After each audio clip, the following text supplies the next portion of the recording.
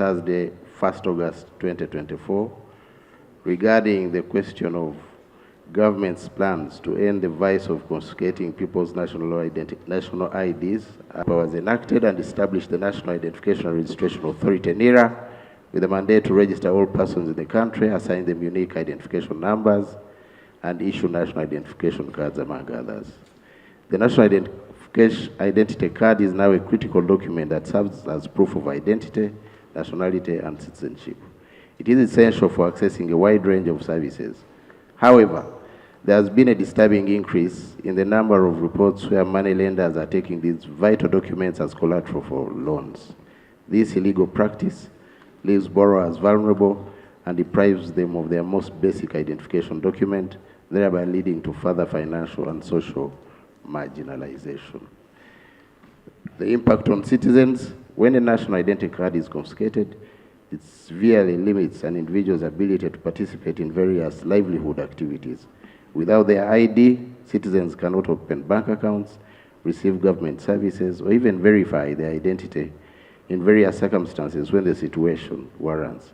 This practice disproportionately affects the most vulnerable members of society, including the poor, elderly, and uneducated, who may not fully understand their rights or the legal implications of surrendering their IDs in this manner. Right Honourable Speaker and honourable members, the confiscation of national identity cards by money lenders opens the door to exploitation and abuse. Individuals who find themselves unable to pay their loans are often subjected to harassment, intimidation, and further financial extortion. This cycle of exploitation exacerbates poverty and undermines efforts to foster social and economic development in our communities. Our response and planned actions, Right Honourable Speaker and honourable members: the government of Uganda is committed to protecting the rights of all its citizens and ensuring that the national identity card retains its intended purpose as an enabler for easy access to services and not exploitation. To address this issue, the government has undertaken the following measures. Legal framework: there are various laws, including the Constitution, that create specific rights as well as obligations regarding this subject. Article 292C provides that every Ugandan shall have a right to a passport or other travel document, in this case a national ID, which is also a recognized travel document, and therefore nobody has the right to deprive a holder of a national identity card of the same. Section 77B of the Registration of Persons Act, Cap 332, provides that a person who without authority deprives or dispossesses a holder of his or her national identification card commits an offense. Further, Section 77E of the same Act provides that a person who unlawfully keeps or takes possession of a national identification card that belongs to another person commits an offense and is liable on conviction to a fine not exceeding 48 currency points, which is Uganda shillings 960, or imprisonment not exceeding 3 years, or both.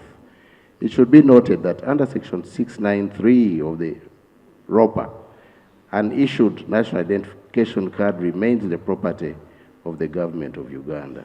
A money lender, therefore, has no authority to deprive or dispossess a person of his or her national ID. The national ID is government property and cannot be staked as security or collateral. Government did not intend national identity cards to be used as collateral for borrowing, but rather as identification documents to foster social and economic development in the country, being enabler to access services easily by the citizenry. In a bid to enforce the above provisions, government has further enacted Tier 4 microfinance institutions and money lenders regulations, statutory instrument number 8 of 2018, which expressly prohibits the demand or acceptance of a national ID, passport, warrant card, or other document establishing the identity or nationality of the holder as collateral for any money advanced to a borrower as a loan. Regulation 18 to be specific.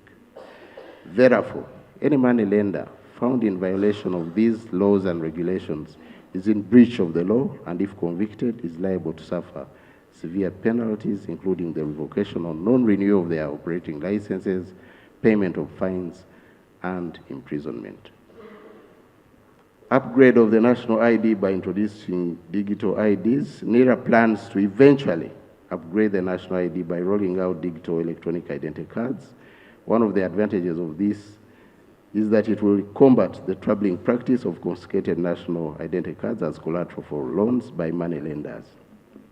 The introduction of EIDs will reduce dependency on physical cards for identification. With digital verification, citizens will be able to authenticate their identity using electronic means, such as mobile apps or online platforms. This planned shift reduces the risk of physical IDs being used as collateral, since digital identity verification does not require the physical handover of the card.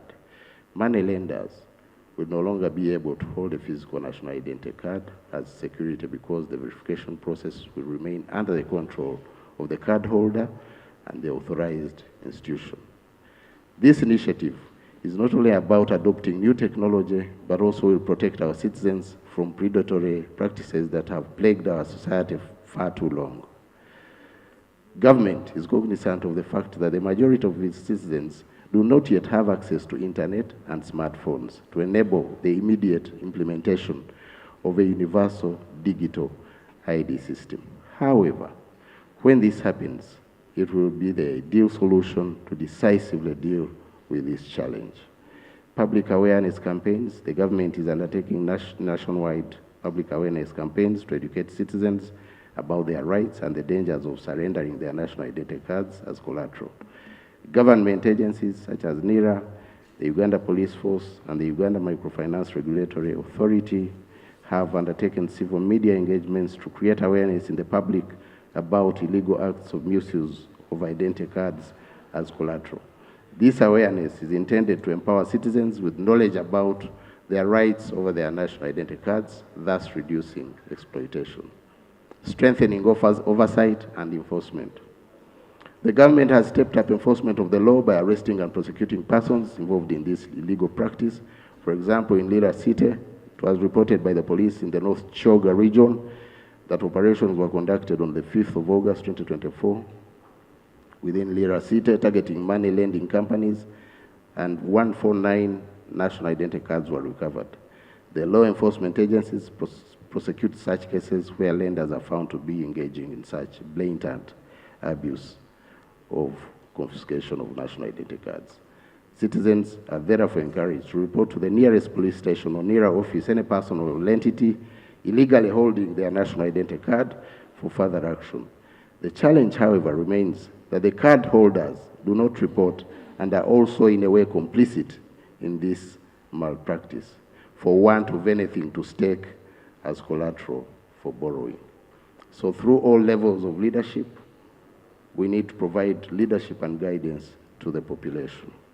Engagement with stakeholders. The government will continue to engage with key stakeholders, including financial institutions, political leaders, civil society, and community leaders to ensure a collaborative approach to ending this practice.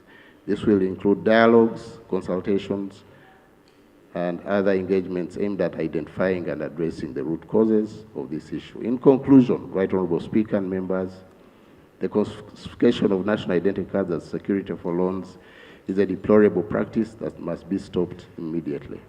The government of Uganda is fully committed to protecting the rights and dignity of our citizens by ensuring that their national identity cards retain their integrity and remain in their possession and are used only for their intended purpose.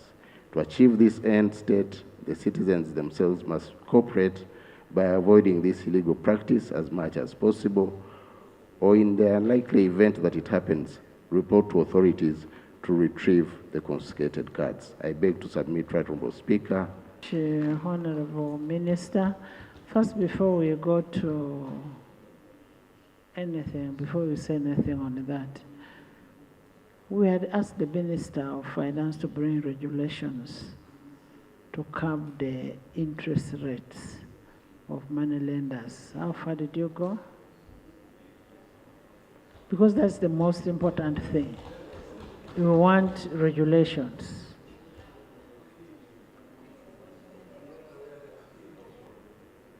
Is he still working on them? and I undertake to follow up within 4 weeks. Within 4 weeks, we shall bring the draft. You want to bring us the draft? We shall bring the regulation. We need the regulations. The issue of money lenders is a very serious issue. Yes, it is. Honorable members, so we cannot implement what we agreed on the law without regulations in this house. Yes, Ozzy? Does not only stop with the exorbitant interest rates, but also the conditions of payment. I was with my women in my rural village.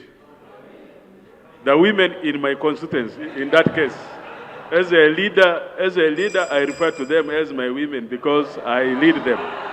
But I don't mean that they are my wives. There's difference between, so you should get that. If Honorable Z is married. Madam Speaker, many of those complain to me, those ones in their saving groups and the rest, they engage in businesses, but some of these money lenders have gone to those rural areas. They give money, but the condition of payment is that you pay every day. You pay every day to them. So the extortion is real, because I was telling them, if you pay money every day to these money lenders, how do you get money for yourself? This is typical exploitation. So we really need this. We need the regulations here, so that we assess now and see. That makes us advise our To the civil servants. You find that those days, for a civil servant to access loan, this must be authorized by the cow, and the cow determines how much you can get as a loan. But this time, a civil servant, so long as has the national ID, the financial card, and supply number, can just walk to these banks and get loans. And the coding of these loans are done by private companies, not the cow. So this has led to over-deduction of their monies. In some cases, many of these civil servants have their names deleted. Because once you get loan and the deductions go below 50% of your salary, then your name disappears. And this has caused many civil servants to abandon job. My presentation is not about the entire census. It is responding to the issues that were raised on the floor recently. Yeah, we shall be coming to present that one. Honorable Minister,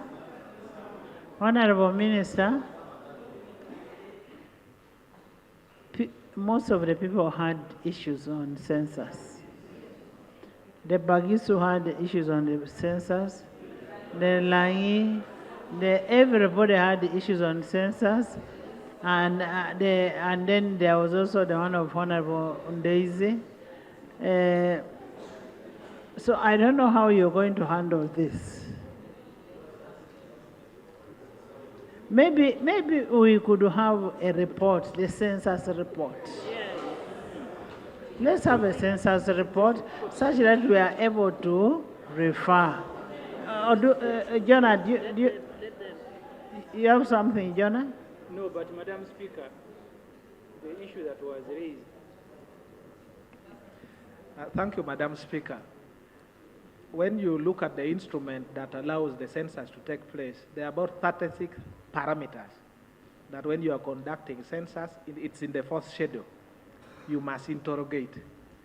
And what we have in the public domain is that the census was conducted in a shabby manner. The data, the allegations that they were manipulated, others were cooked. The public is outraged that many households were never even approached by the enumerators. And even the provisional report that was released has since been recalled. So we actually don't have any foundation to entertain such a statement. In the premises, without even any foundational document for us to refer to, it is difficult to appreciate such a statement, because what the country expects is a report on the census, not a statement brought by the minister, and we are not even sure where the minister is coming from. So I propose that the minister be allowed to go back. We already gave them more than 380 billion, and that 380 billion, they should do their work, and once they are... I didn't want to interrupt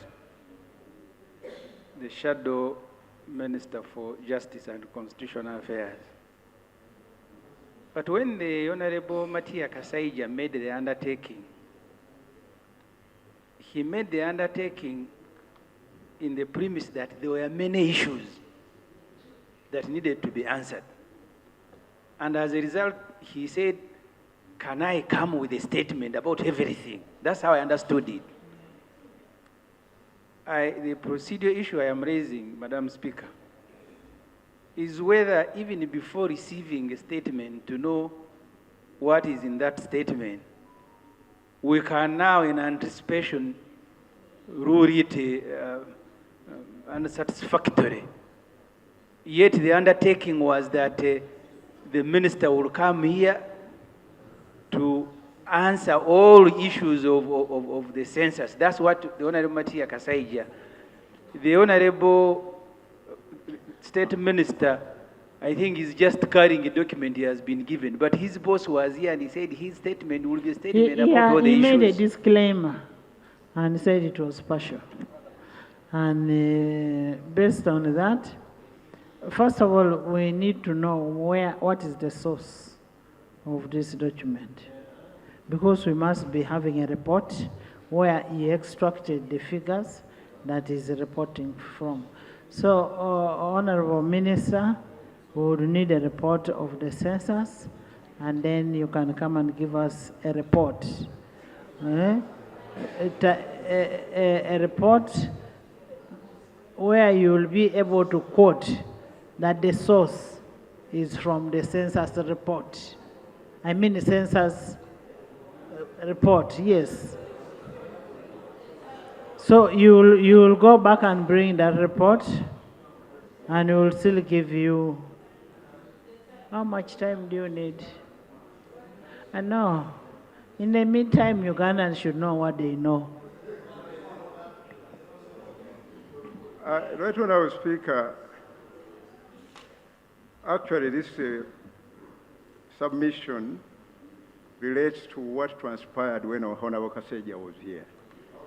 And he asked me to come here because he's out of the country. You gave him a deadline to report on particular issues that were raised then, including the matter raised by Honorable Ndezi and the matter relating to the tribes, data relating to the tribes. So those are some of the issues that I was How much time to. do you need to bring the report?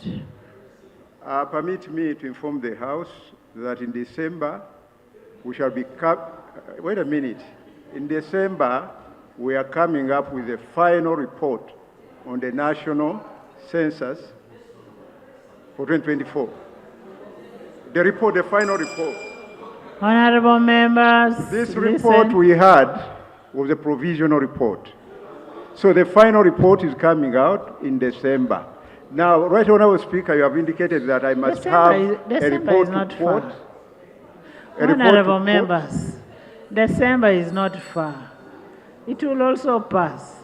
Let's get something that is concrete, that is authenticated. You get it, eh? So we cannot take this because it is partial. Mzee Kasaija said he was coming with a concrete what? Information. So let's go to the next item. Item 3.3, statement by Minister on the new